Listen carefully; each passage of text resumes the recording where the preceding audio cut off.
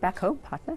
Yeah, and get some local business perspective and response to the appointment of Tito Mboweni as the new finance minister. And joining us to help us understand that and get a view from him is the president of the Black Business Council, that's Sandile Zungu. Sandile, good morning. Thank you very much for coming in. Thank you so much for having me here, Dan. I'll start with a general question. Do you, as the BBC, think that Tito Mboweni is the right choice? We were quite surprised about Tito, but what a stroke of genius from the president. Was it really forced a wow on us? I think he's a perfect choice. We think he's a steady hand who has been here before. He's got opinions, he's got views. It's a breath of fresh air. Yeah. We welcome it. Earlier, I must bring this in because it was used a lot on social media yesterday, that there was a tweet he did in February, when he said, no, don't recycle, get fresh people, I don't want to be finance minister, let's not go back to the old. But now around, I think the circumstances maybe have been different to make him realize that there was a crisis at hand, because nobody expected Nhlanhla to come out the way he did at the State of Capture Inquiry about the Guptas, and also to offer himself to resign. Well, the tweet, the infamous tweet, not just that one, but a few others, really revealed the man. He's a man that wants to engage, he's got views, he's got opinions, and he wants those views to be counted. What's wrong with that? Yes, a few months ago he may have felt, look, he's a spent force, give this thing to younger people. But if the president calls and says, I want you, very few people are going to say no. So there's a sense of civic duty as well. One of the headlines in the newspapers this morning, it says Tito's titanic task. From a business perspective, what would you want the new finance minister to focus on? We've just had the Jobs Summit, which from the social partners perspective, to some degree it was successful. He's got 2 weeks to go to present the midterm budget, which of course I know Nhlanhla and his team at Treasury have been working on preparing. I guess most of the hard work has been done. What would you want the finance minister, Tito, to focus on? Well, his appointment comes at a time. Just after the Jobs Summit, as you said, it's about employment. Comes at a time after the president announced the stimulus package, which is about growing the economy and giving it a kickstart. It comes a few weeks before the investment summit and a few weeks before the midterm budget statement. His hands are going to be very full, but the president is building a momentum towards elections, towards the next administration, which will be a season of hope, really.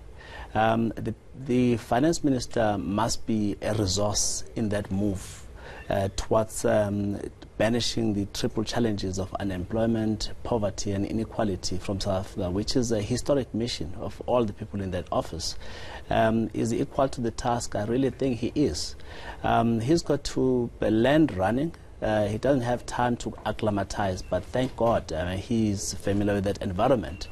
So we don't expect anything peculiar from him. He's part of a collective, and the president has set the tone. He has drawn the marching line for all to follow.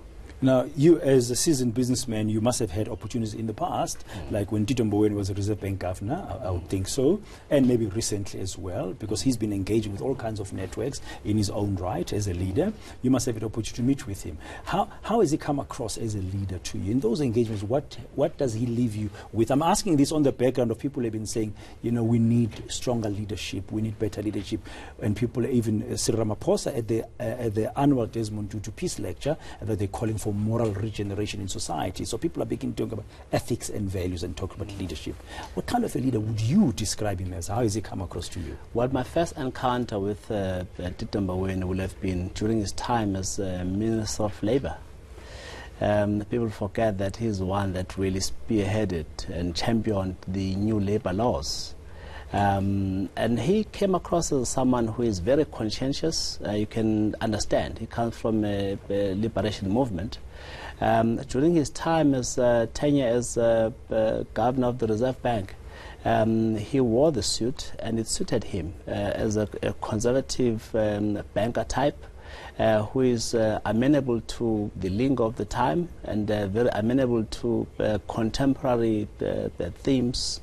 And he carries that image into the new environment. He's a kind of person who engages. He's got opinions. Persuade him. If you can't persuade him, he will come across as very arrogant in his views because he's got very strong views. But he's a wonderful person to engage with. He's happy to make friendships, and he sees himself as an erudite man. Yeah, we've had about 5 finance ministers since December 2015. Just very briefly, as the BBC, are you looking forward to a little bit more stability in National Treasury going forward? There's absolutely no doubt that an institution which for many years was described as a doyen of stability, suddenly very shaky. We want these hands to be calm, to be steady, and if he thought he would just serve for 6 months, 8 months to the next elections, he must just prepare himself to serve for another 10 years.